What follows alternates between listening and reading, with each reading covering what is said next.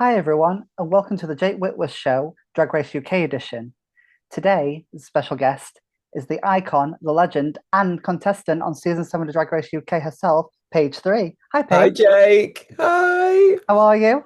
I'm doing fantastic. Thank you. How do I look? You look incredible. Like, I'm obsessed. Thanks, girl. Well, funny, obsessed, but the back of it, I didn't have time to rhinestone it, but the back of it says, with myself. Love it.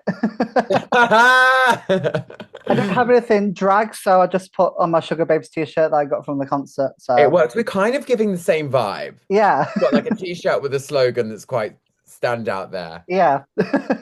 Sugar. And then it says Babe on the back. Does it? Yeah. Oh, well, there you go. We are doing the same thing. See, it's aligning. It's See, aligning. I saw Keisha wear it at the meet and greet at the concert, and I was like, I need to get it. Absolutely. What do you have their new stuff, their new songs? Yeah, I'm obsessed with Shook at the minute. Oh yeah, yeah, it's good. So I like Jungle, Yeah, Jungle really is really good live as well. but I always when that song comes on, I always think of the other song. It goes, Overload. my head is a jungle, Oh, that one. jungle. Oh, who sings that one? I can't remember, but there is another song, isn't there, called Yeah, Jungle, and it says my head is a jungle, yeah. whatever. Yeah. So, Paige, of course, this is the Drag Race UK special today. Yes. Thank you for But having me. you're very welcome. Thank you for being here. It's an absolute honor and a pleasure, Of Paige. course, of course. But I just want to go back a little bit. So, growing up, was drag something you always wanted to do? And did you have any influences back then? Was drag something I always wanted to do? I mean, it's hard to say that it's something I always wanted to do because I'm 28 now. So, back when I was kind of, you know, 10, 11, it wasn't a drag race. I don't think it even really started. The first, I'm not sure, but or I was definitely not watching it at 10 years old. So it's not something that I like even knew about when drag. Do you know what I Yeah. mean? I wasn't, I didn't really know about it. Mm. Was I the boy who was dancing around the living room with a t-shirt on my head? Yes. So Same. is there a like, when people say, Rue says you're all born naked and the rest is drag, and it's quite funny because I was naked with a t-shirt on my head. So it's a bit, so it's like, ironically, I Yeah. guess there was something there that was making me want to do that. But yeah, it's not something that I was like, I want to do this. But it's the second I started finding out about it and knowing about drag and seeing it on the television, the first person I saw walk into the workroom was Detox. Okay. Yeah. I think I was 14 at the time. I remember, again, not knowing anything about it and thinking, Mm. what is this? What? Hang on, that's cool, Yeah. And so it definitely started something for sure. Because suddenly then I could walk in heels. I don't know where that came from. No one It, taught me, girl, but it came from somewhere. it's the power of Drag Race, I It swear. literally is. Like none of these like queer people who end up doing drag have been taught to walk in heels. No, it's just I think it's from muscle memory because I'm the same with you. I'm a couple of years older than you. Ugh, I'm 30, but Right. I remember Drag Race being on E4 at like 10 o'clock at night. I think it was like the second series that was on. Was it? Yeah, E4. yeah, at 10 o'clock at night. It was Drag Race Series 2. That's crazy. I didn't know that. And I remember watching it and thinking similar to you, like, who are these? Like, I know who RuPaul was because of Right. Graham Norton. I used to watch that Yeah. with my mum at night. Yeah, I yeah, shouldn't yeah. have, but No. I remember RuPaul and the Graham Norton show, and also like Lily Savage and Dame Edna and Yes. all those growing up. So I sort of knew what it was, but didn't know what the name actually was until obviously Drag Race, and then Hmm. yeah, the power of Drag Race. I could suddenly walk in heels. It's literally crazy. And then when you watch like the makeover episodes, when they have like sometimes if the people they're making over are gay guys and they can't walk in heels, I'm like, but why? I'm like, but why? I never learned how to do it. It just happened. But some of us are just on a path on a path to the heeldom, I think. Yes, I think I was running around in my mum's leopard print platform boots at age 7, pretending I was Scary Spice. I mean, you see a leopard print, but you can't not put it on. So I don't Exactly. get exactly what you mean. So speaking of drag race and your first time doing drag, do you remember what do you remember your first time in drag and did you have a different name back then? My first time dabbling in drag was in my bedroom while Okay. I was at college. I was at dance college at the time, and there was a heels class, like a not to learn how to be in heels, but a heels dance class Yeah. at one of the other competitor schools that I was at. And I'd bought a pair of heels from New Look at the time when New Okay. Look was still going, and they used to have a New Look used to have like New Look's still there, but they used to have like a renowned iconic heel collection in Yeah. New Look. And I always used to go in with my girlfriends, and there would just be these like crazy stilettos, and I'd be like, oh my God. And New Look used to be the place to get heels. It's Yeah. not anymore. But I ended up buying a pair of heels, and I kept them in underneath my bed while I was at dance college, I love and it. waiting for the time where I felt confident enough, because I was like newly out really as well there, and I was waiting till I was confident enough to go to one of those classes, but in that meantime had like bought and used my friend's makeup, Yeah. and just I'd bought a wig off Amazon, which I I still love have, it. by the way. I still have that wig. Wow. And I have worn it as well. Like now I have worn it because it's got like a fringe. So it's like you can do crazy thing. I've got more skill with hairstyling now, so I can actually do Yeah. something with it. But that was the first time. The first time I ever was in drag on stage Mm. was in Kinky Boots.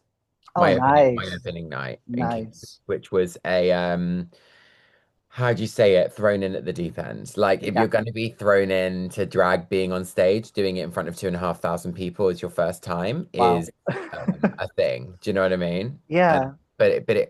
I, it's interesting how, my opening night of Kinky Boots was crazy because I had all my family there, Yeah. all my mum's friends, my grandparents, like all the people that mattered to me, and not a lot of them knew I was queer or gay.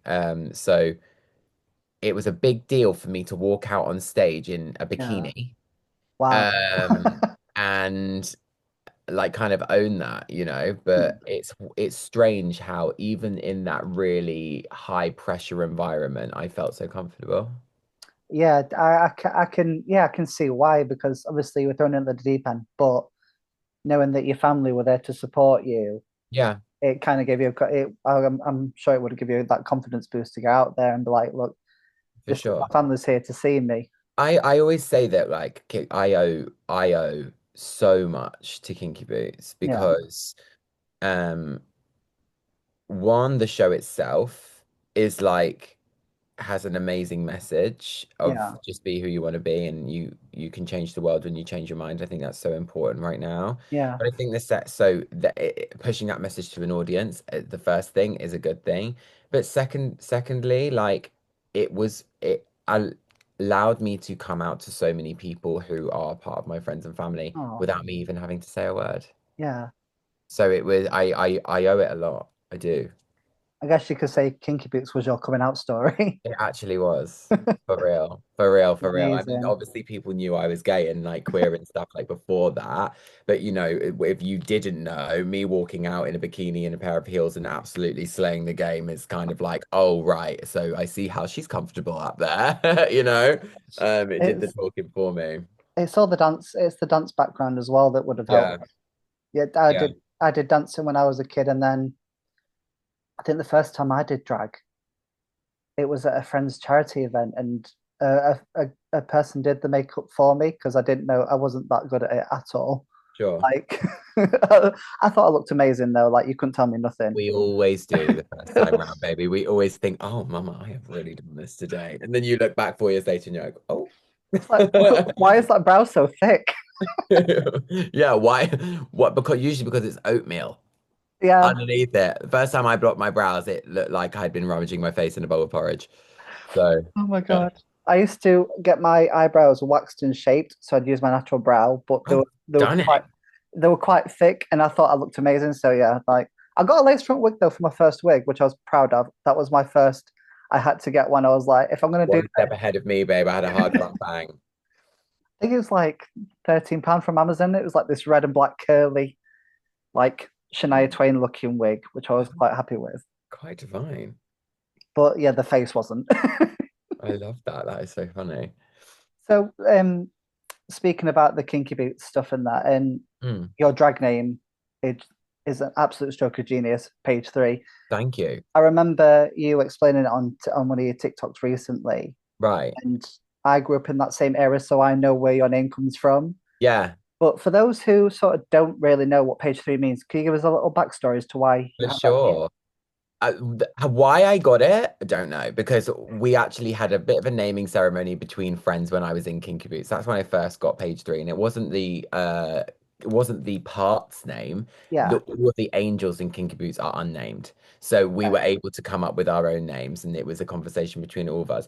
The interesting thing is I haven't strategically changed my dynamic or changed my aesthetic or love for the love for things, the things I love that have Yeah. made my aesthetic. I haven't changed that because of my name. Yeah. What I love has actually worked out going hand in hand with my name. So if anybody doesn't know, Page Three on the third page of the newspapers, like it was actually, it's been going for a while, but like obviously in my years was in the early 2000s, but like Yeah.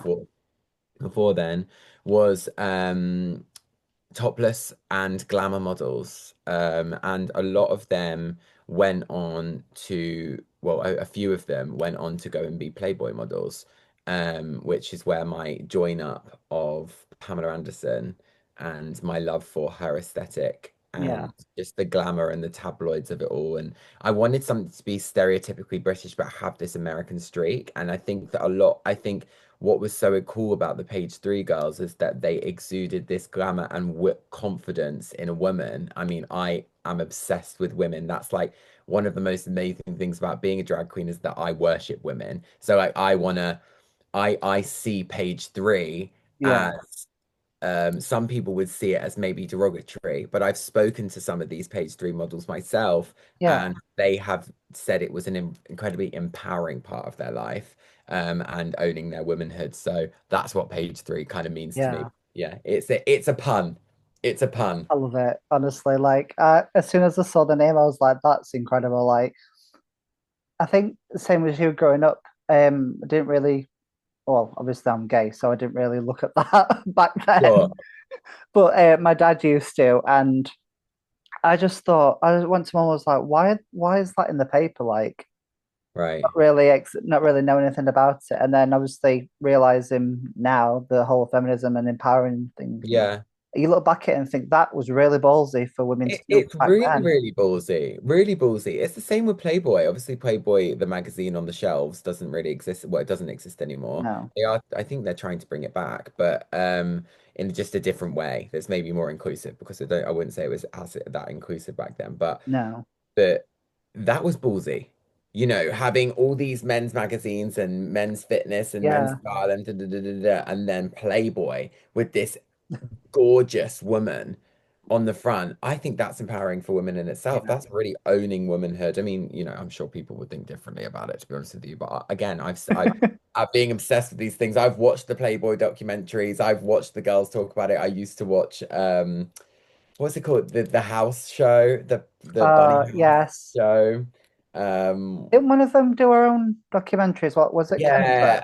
Oh, Kendra did her own little show, didn't she? Her own she reality did. show. Yeah. So I've seen all of those, and a lot of, so, you know, there's some girls that said it was not great, but like so a lot of the like Pamela Anderson's memory of being a Playboy Yeah, model is that she felt empowered. yeah. So we're going with that for me.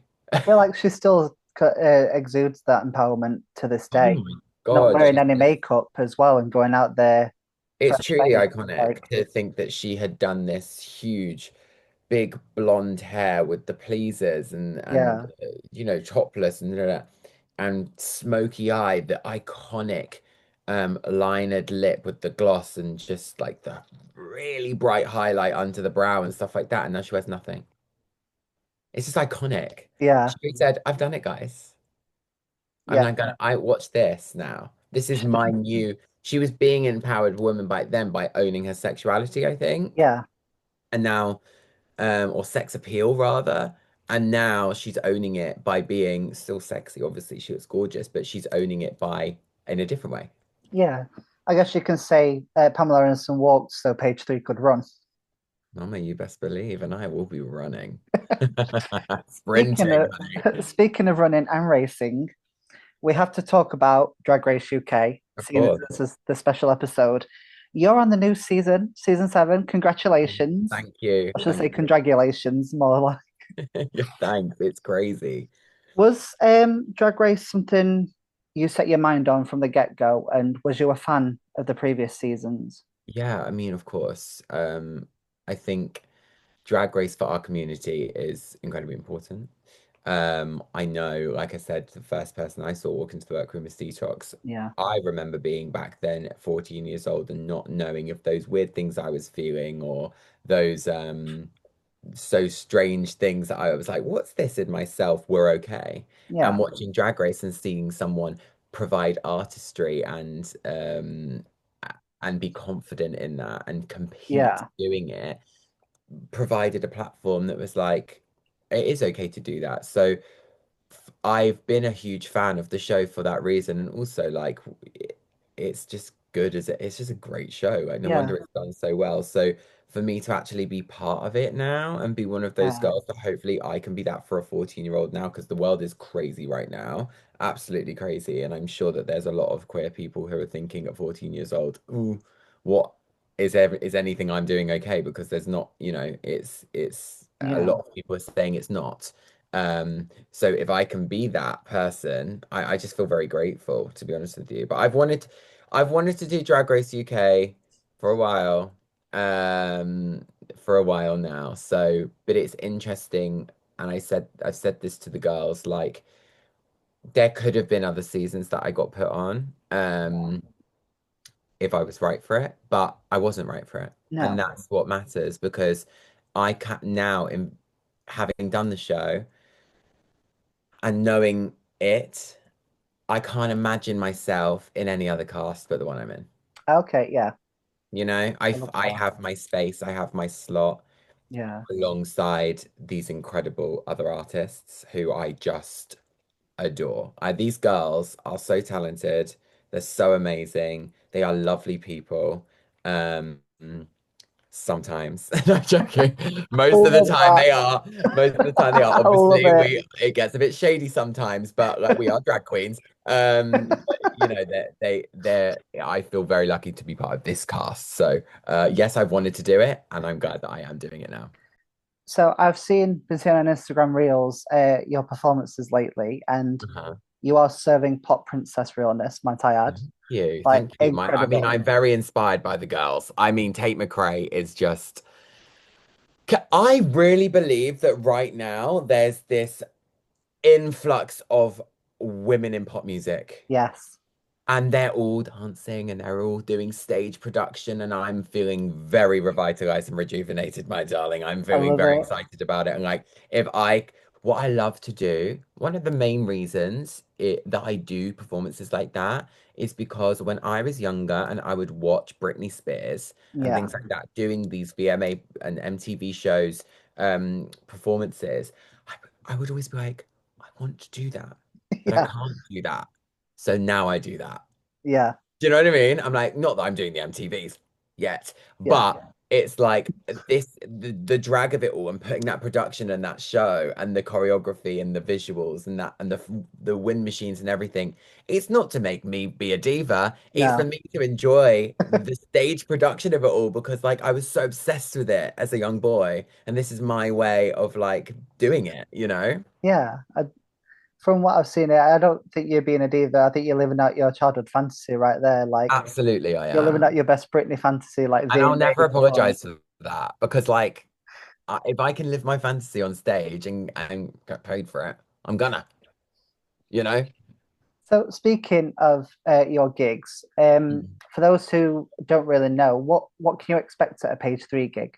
Production, I think you can expect, well, here's the thing. Usually I will open with a number. There'll be usually two numbers. First number's a little bit more settled, and I'll give a little bit of the look and the gorgeousness, and they can take it in, and they think that I'm gonna be horrible. The audience think she's gonna be nasty. And then I grab the microphone and I'm complete nut. I'm nutter. I'm a nutter. And I just like to break that fourth wall and bring the audience in with me and have a good time and have a laugh. I Yeah, host a lot in London. Mm. I was mainly known for being the dance girl all the time, all the time, all the time. And then one time I said to one of the bookers, I was like, I need host. And one of the hosts couldn't do it. Yeah. And they said, okay, let's just trial you, we'll do it. And I've been hosting ever since Wow. because I like to be able to give that personality and connect with an audience. And it's made my Yeah. performances and my enjoyment of the gig so much more because I Yeah. get to have that relationship with an audience. And then after all that's done, I usually close out the show with another number. And that one, I will really go for it. Expect visuals, wind machines, hair, choreography, hairography, Yeah. like the whole shebang, you know? I love it. Now you've just explained to me what a page three gig entails. Mm. There's something I keep seeing advertised on Instagram, and it's to do with Lady Gaga coming to the UK for her Mayhem Ball tour. Yes. Are you going to see her? I wanted to, but I don't want to sell a kidney for the tickets. I know, right? Oh my God. I was in Malta at the time when the tickets came out, and I was like, Ticketmaster kept thinking I was a bot. And I was like, please, can you just let me invest in one of these tickets? And then every single time I'd refresh it, Yeah. the price would go up. And I was like, Yes. oh my God, I can't. So I actually ended up being like, oh no, I'm not doing it. I'm not doing it. And then my friend messaged me after I'd given up and was like, do you have a ticket for the Mayhem Ball yet? And I was like, no, I don't. She was like, oh, well, I've got a spare one. I was like, "Ah." So I am going on the 29th of September. I love it. Me and a couple of my friends was looking at going to Barcelona to see her because it was a lot cheaper. I love a lot Mm. cheaper to go to see her in Spain. And was like, oh, shall we? Is that Eleva sister? Eleva a lot cheaper. I love that. All right, it's my accent. All right. That would be fab.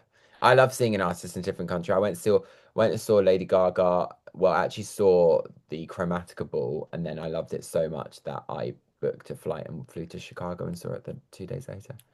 And it was one of the best things I ever did because I literally had the best time. Because the audiences are always different in different countries. Like they always give Yeah. like different vibes. And it was yeah, it was actually a completely different show, I think, in Chicago Wow. than it was in London. So I think it's worth going and seeing it somewhere else.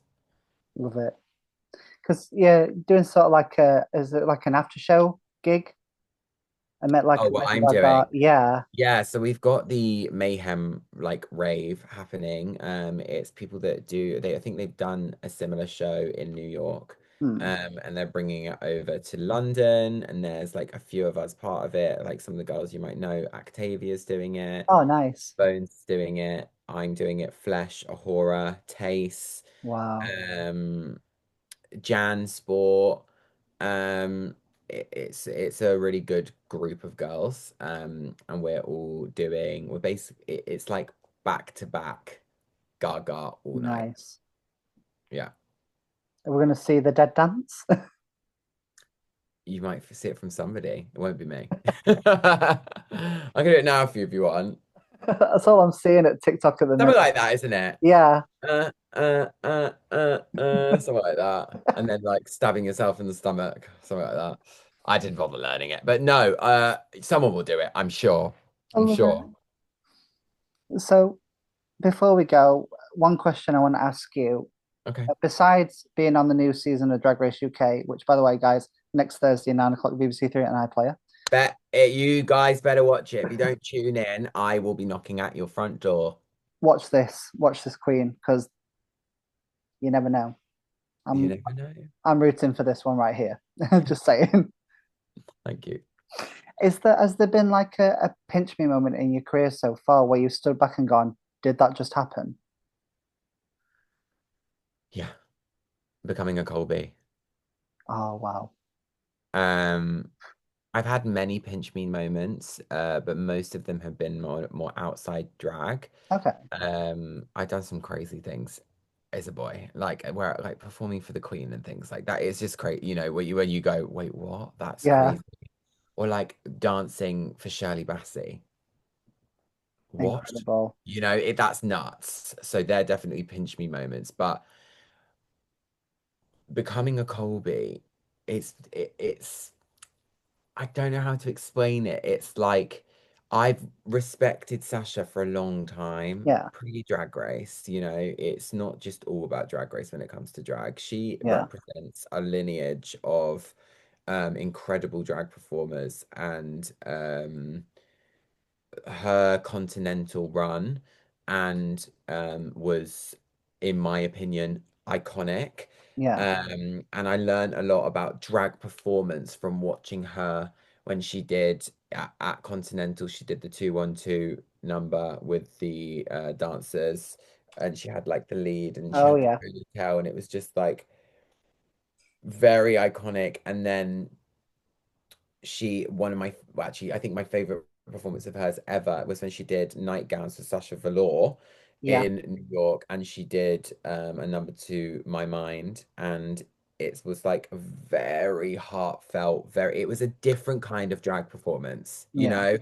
She went up there to cat a cow, but she did it in a way that was like emotionally invested and throughout a ballad.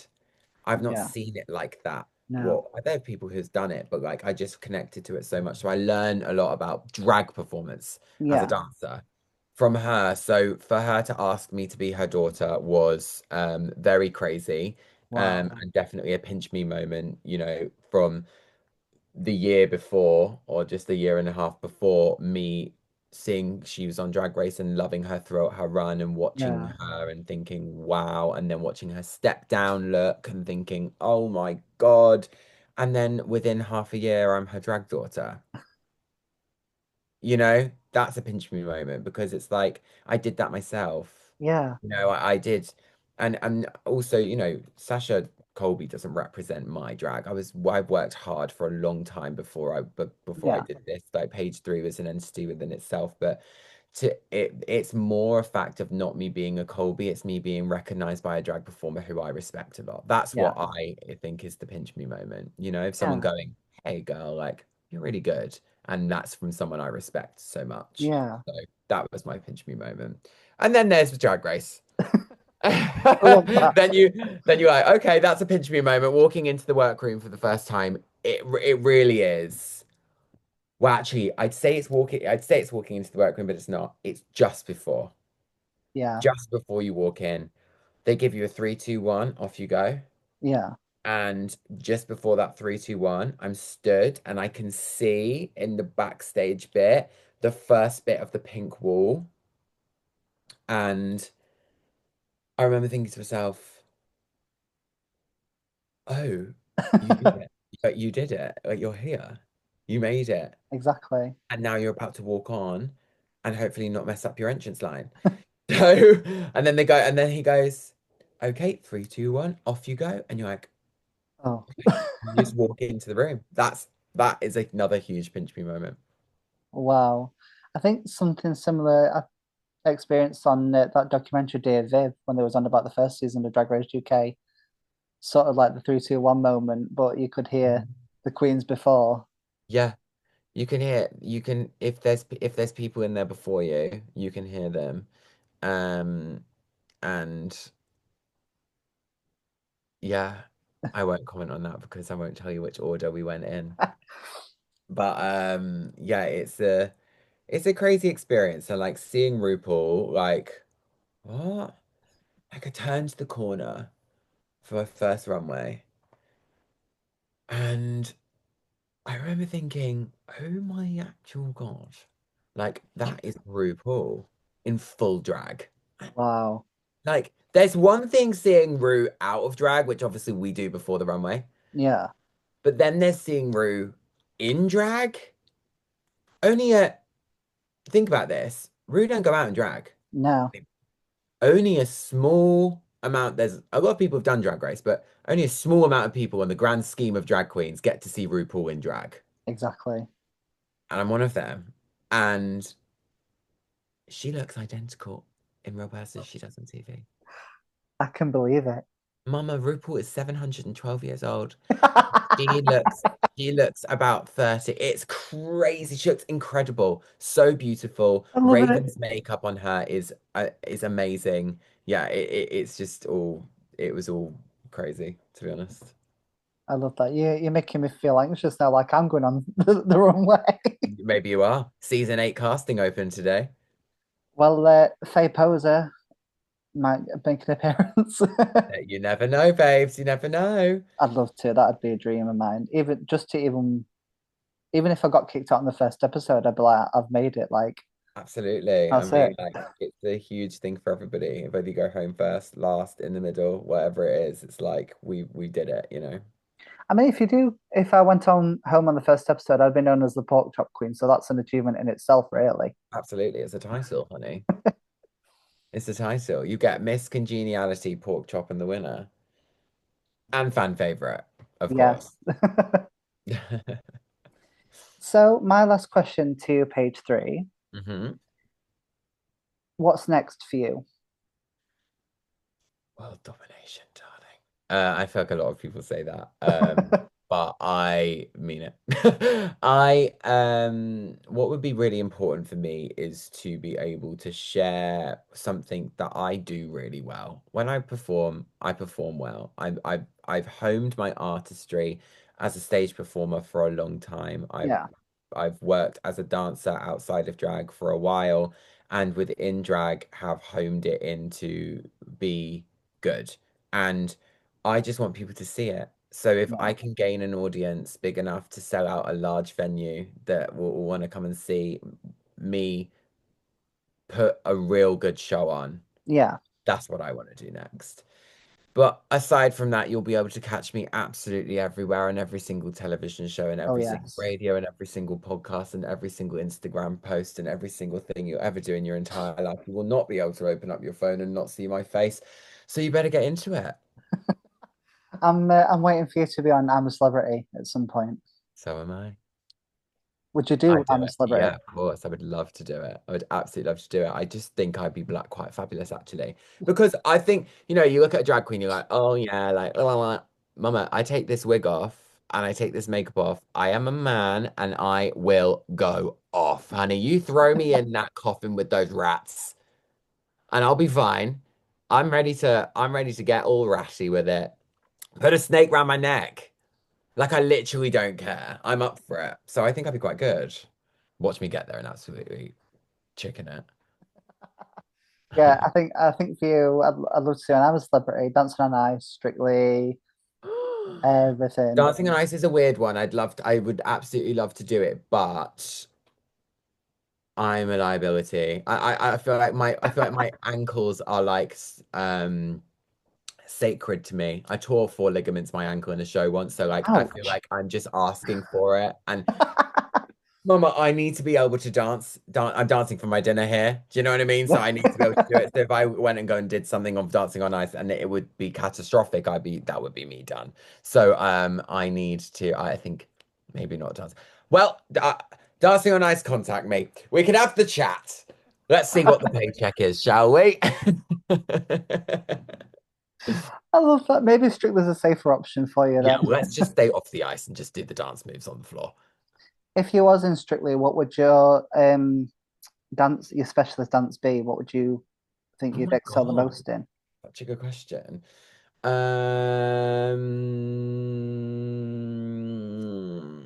don't know actually. I think I would like to surprise people. I think I would probably think of doing something like Hmm. commercial dance or like going like down like the that route. But I actually think I'd like to do something, I don't know, like I don't know. Something that's a bit unexpected. Trust rather than doing something I want to do, want Yeah, to be challenged to do something that people would not expect me to do and then do well in it. I feel like you're the kind of queen that would have a go at everything that's given to them. Always. If you don't have a go, you don't know if you're good at it or not. You don't know if you can succeed in it or not. Exactly. You don't know if you can hone a talent that you didn't know you had before. So you should always try things. Always try things. You may not be a comedy queen, but sometimes you get on the microphone and find out actually a quite funny bitch. So you got to try things to find out. I mean, I'm not a singer, live singer, but I can lip sync like nobody's business when I'm in Thank there. you. I'm a drag queen. Fantastic. Well, I I'm need to not. send me a video. I need to see it. I've actually got a picture for you when we've done filming. Amazing. So a little bit backstory. My drag name is based on Fatoza from Steps. Oh, okay. Lovely. So they've been a big like inspiration to my drag and everything. And I've kind of lost the passion for it because not to get into it, but I lost my nan last year Oh, I'm sorry to hear that. and she never got to see me live. So that was kind of like a right, that the passion just went from that. But slowly I've been thinking about getting back into it and I'm actually in the process of writing my own little show that I want to do.